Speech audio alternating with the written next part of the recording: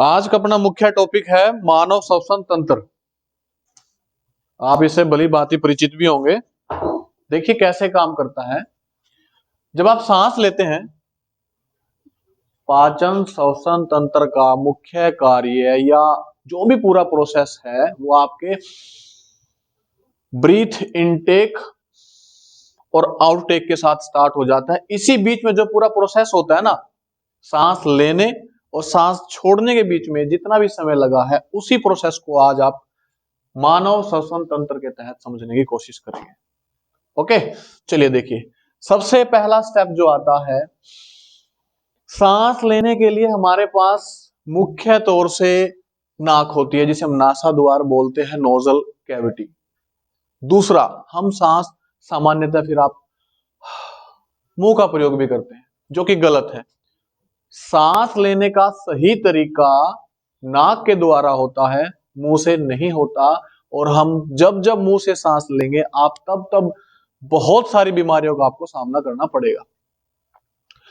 नाक द्वारा सांस लेने का सबसे बड़ा बेनिफिट क्या होता है कि जो आप वायु, ये नहीं कहेंगे आप ऑक्सीजन की मात्रा को ग्रहण कर रहे हैं, वायु की मात्रा जो आप ले रहे हैं नाक के अंदर, यहां पर छोटे छोटे बाल होते हैं, छिद्र होते हैं, जो आपकी वायु को छानने, उसमें ऑक्सीजन को ग्रहण करने में आपकी बहुत बड़ी सहायता प्रदान करते हैं। आप लोग कई बार छी छी का प्रयोग आता है, आपको आता है, छींक आ जाती है, आ जाती है किस वजह से? क्योंकि धूलकण जो होते हैं वो आपके यहाँ पर खुजली या गुदगुदी जैसा आपको महसूस होता है, जिसकी वजह से आपको छींक आ जाती है। सबसे पहला स्टेप कि नाक के द्वारा सांस लिया जाएगा, और वो सांस लेने के बाद धीरे धीरे धीरे यहां तक आता है, आपके गले तक आता है। इसको हम एडस एप्पल कंठस्थ जिसे हम बोलते हैं, लार्निक्स।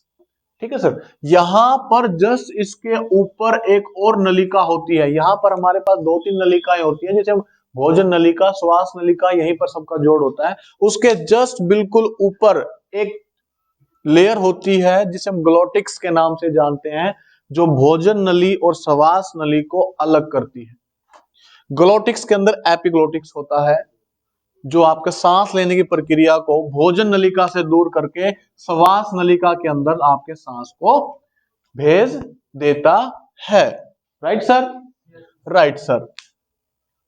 मुंह से सांस नहीं लेना, जिसे हम ओरल कैविटी या मुख द्वार के नाम से जानते हैं।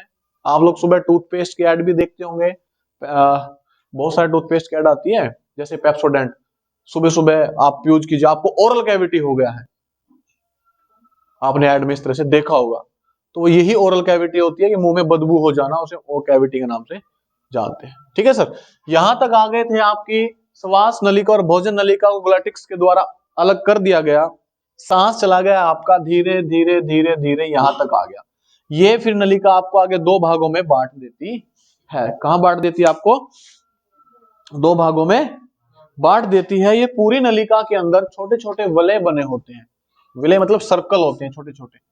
ये आपकी वायु को आपके फेफड़ों तक ले जाने में आपकी हेल्प करते हैं। इनका मुख्य काम ही यही होता है कि जो आपकी ग्रसनी कह लीजिए, भोजन नलिका या ग्लोटिक्स के द्वारा जो चीज अलग अलग की गई है ना, उसके बीच में सांस में कोई रुकावट आपको महसूस ना हो। आपको कई बार खाना खाते हो, आपको हम बात करें तो कहते हैं अटक गया, वो अटका नहीं होता। वो भोजन आपकी ग्रसनी यानी कि भोजन नलिका में जाने की बजाय किसी और नलिका में प्रवेश कर जाता है, जो दूसरे प्रोसेस को पूरा करने में, जैसे सांस का ही प्रोसेस लीजिए, रेस्पिरेशन सिस्टम को ही कंप्लीट करने में समस्या पैदा करता है। तो आपको तो इस तरह से महसूस होता है।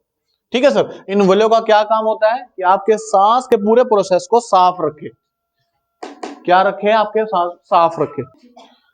आपकी श्वास नलिका की लंबाई लगभग लगभग 4 से लेकर 5 इंच तक हो सकती है, यहां पर इस एरिया में।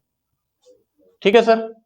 चलिए, सांस लिया, श्वास नलिका की हेल्प से हम लोग आ गए हमारे फुसफुस। फुफ्फुस क्या होते हैं? फेफड़े। क्या होते हैं? फेफड़े। यहां तक आने के बाद आपके ये 2 चीजें आपको अलग अलग नजर आ रही होंगी। ये राइट हैंड पर है तो इसलिए दाया फेफड़ा कहेंगे, ये बाएं हाथ पर है तो इसे हम बाया फेफड़ा कहेंगे। इनका सामान्यतः वजन भी होता है, और दाया फेफड़ा हमेशा बाएं फेफड़े से यानी राइट लंग्स आपका लेफ्ट लंग से थोड़ा सा वजन में ज्यादा होता है, चौड़ाई में कम होता है। दाएं फेफड़ा इनका लेफ्ट हैंड का जो आपका लंग्स होता है साइज में छोटा होता है लेकिन चौड़ाई में ज्यादा होता है। क्लियर? इनका वजन भी होता है 23 औंस और लगभग 19 औंस के आसपास। ये बहुत ही मेजरमेंट करने की यूनिट होती है आपकी औंस। ठीक है सर। उसके बाद देखिए यहां पर आपने सांस ली, सांस लेने के बाद आपको खुद भी महसूस होता है कि आपकी पसलियां या फेफड़ा जो है ये एरिया थोड़ा सा फूल जाता है, फूल जाता है। इसी बीच में हमारे पास नीचे एक डायफ्राम होता है या कूपिका कह लीजिए इनको, सॉरी डायफ्राम अलग होता है, कूपिका अलग होती है। कूपिका ये होती है जो संरचनाएं आपके पास छोटी छोटी दिखाई गई है। ये कूपिकाएं की आकृति फूलने के बाद गुब्बारे के जैसे हो जाती है, तभी आपकी पसलियां फूली हुई महसूस होती है आपको। ठीक है सर। ये कूपिका का काम क्या होता है? गैसों को आदान प्रदान करने में आपकी सहायता करते हैं। ये जो डायफ्राम है आपका, डायफ्राम का मुख्य कार्य क्या होता है कि देखिए जैसे बातचीत कर रहे हैं, कई बार आप लोग सोचते हैं कि मैं सांस रोक सकता हूं 1 मिनट तक, तो उस बीच में क्या होता है कि अपने ऑक्सीजन की इतनी मात्रा को अपने पास रखते हैं ताकि एक बार के पूरे रेस्पिरेशन साइकिल को पूरा करने में जितना समय लगता है उस दौरान जितनी ऑक्सीजन की हमें जरूरत होगी ये डायफ्राम उतना अपने पास स्टोर करके रखता है। हम कई बार सांस रोकने की प्रैक्टिस करते हैं ना, लेकिन अंदर तो ऑक्सीजन कार्य तो चालू है ना आपका, वो काम तो स्टार्ट है। वो किसकी सहायता से होता है? डायफ्राम की हेल्प से होता है। ये इतनी ऑक्सीजन की मात्रा को स्टोर करके रखते हैं। क्लियर है यहां तक? ये कूपिकाएं हैं आपकी, गुब्बारे जैसी इनकी आकृतियां होती हैं। इस बीच देखिए अब क्या होता है, इस बीच में क्या होता है, जो कूपिका है आपकी अंदर से बाहर छोड़ने वाली, देखिए ये 2 वे प्रोसेस होता है। ऑक्सीजन की मात्रा को हम अंदर लेते हैं, CO2 की मात्रा को हम बाहर छोड़ते हैं। Right sir. अब ये जो डायफ्राम होता है ना, यहाँ पर जो पूरा प्रोसेस लगा, ये जो कूपिका है आपकी, डायफ्राम ने आपको हेल्प किया ऑक्सीजन को स्टोर करने में। कूपिकाएं क्या करती हैं?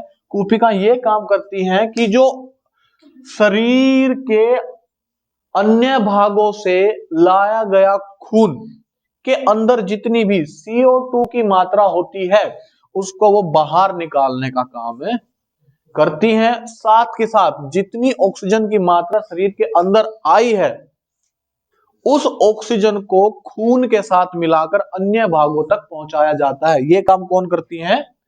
कूपिका। ये काम कौन करती हैं? कूपिका। ठीक है यहां तक की बात। उसके बाद देखिए बच्चों में सामान्यतः सांस लेने की जो प्रक्रिया है वो तेज गति से होती है। जो छोटे बच्चे होते हैं वो 30 से 35 पर मिनट के हिसाब से सांस लेते हैं, यानी कि 1 मिनट के अंदर ये 30 से 35 बार वो कर चुके होते हैं। जो सामान्य आदमी होते हैं वो लगभग 16 से 18 पर मिनट के हिसाब से सांस लेते हैं, या ये कह लीजिए कि 1 मिनट में 16 से 18 बार सांस लेते हैं और 16 से 18 बार सांस को वो छोड़ते हैं। चलिए इसी के साथ ये हमारा जो सेशन है पूरा हो गया। धन्यवाद।